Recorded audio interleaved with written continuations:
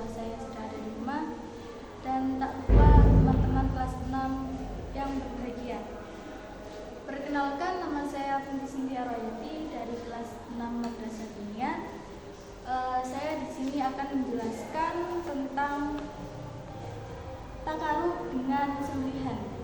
Jadi takarub dengan sembelihan ini berdasarkan mengambil dari Quran surat Al-Hajj ayat 36 sampai 37.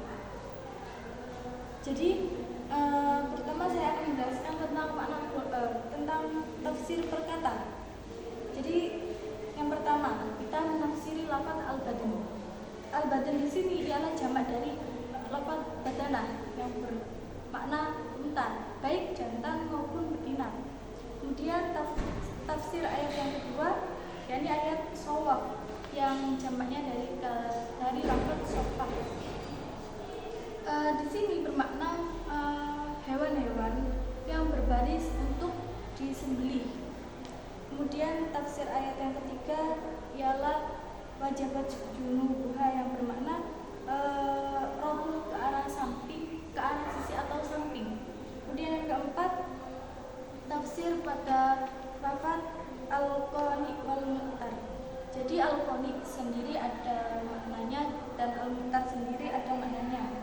Di sini al-qani ialah orang yang ridho atau rela terhadap segala sesuatu ketetapan yang sudah diberikan Allah Subhanahu wa taala dalam hidupnya.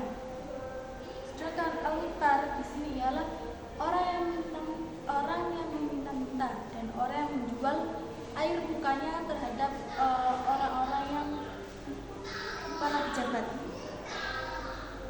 Kemudian lanjut saya akan menjelaskan tentang makna global. Di sini makna globalnya bahwasanya Allah Subhanahu wa taala berfirman, barang siapa yang menggunakan unta yang digunakan untuk sembelihan tersebut untuk takar pada Allah, itu sebagai menjadi salah satu syiar agama, dan salah satunya ialah dengan menggunakan cara menggiringnya ke Baitullah, mengalungi, menandai, dan menyembelihnya, lalu diberikan makanannya kepada orang-orang fakir maupun miskin, fakir dan miskin. Kemudian unta tersebut terdapat manfaat di dunia maupun di akhirat. Kemudian tafsir ayat yang kedua, bahwasanya daging persembahan dan daging kurban itu tidak sampai ke Baitul Haram dan tidak sampai pada Allah Subhanahu wa taala. Melainkan yang sampai kepada Allah ialah kepatuhan, ketaatan dan ketakwaan seorang umat terhadap Tuhannya. Lanjut, di sini akan dua hukum. Yang pertama, apakah kata badanah itu berupa unta atau sapi? Jadi jika menurut Imam Madhab Hanafi, Imam Atha dan Imam Sa'id bin Musayyab, yang dimaksud dari lafaz badanah di sini ialah unta juga sapi.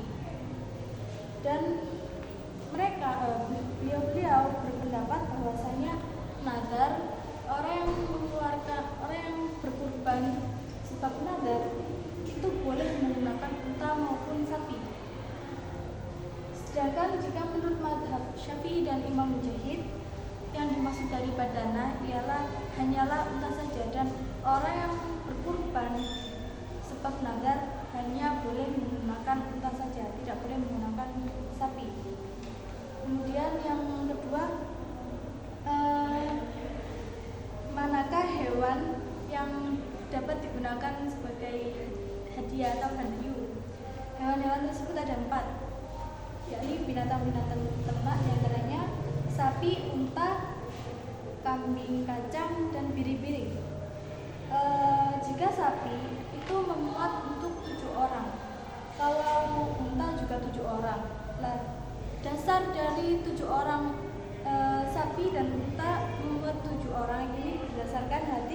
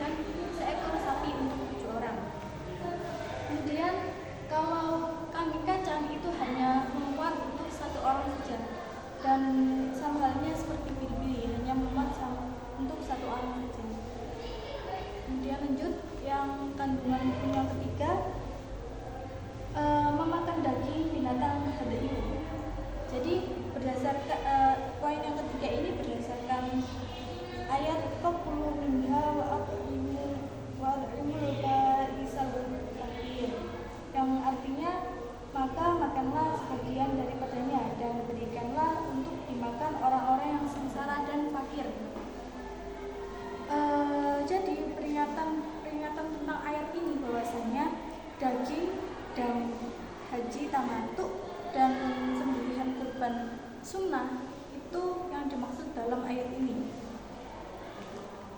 Kemudian yang poin yang keempat, kapan waktu dan tempat dilaksanakan sembelihan kurban tersebut.